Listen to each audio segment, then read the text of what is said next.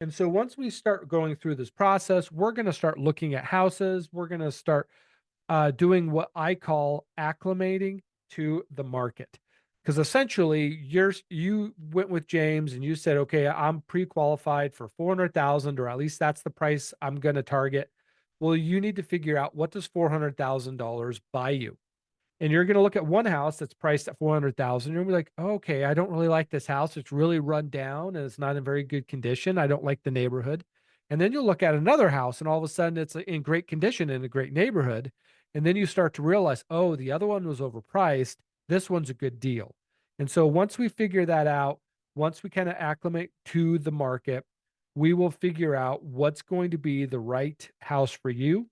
And once we figure out and identify that house, that's when we move um, to the next step, which is we need to negotiate a good deal for you. Now, just finding the house is just a part of the process. Now, once we get to this point, we have to write an offer.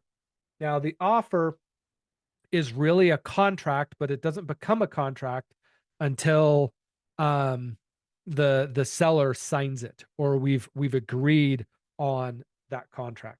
And so we're going to submit an offer, and in that offer, we're going to say this is the offer price. Maybe we need some seller concessions, because a lot of people are asking for seller concessions to help pay for their closing costs, so they don't have to bring as much cash down.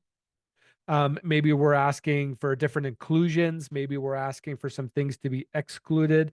We may need some additional provisions to say, hey, we want the carpets cleaned before closing or something like that. And there'll be all the dates and the deadlines.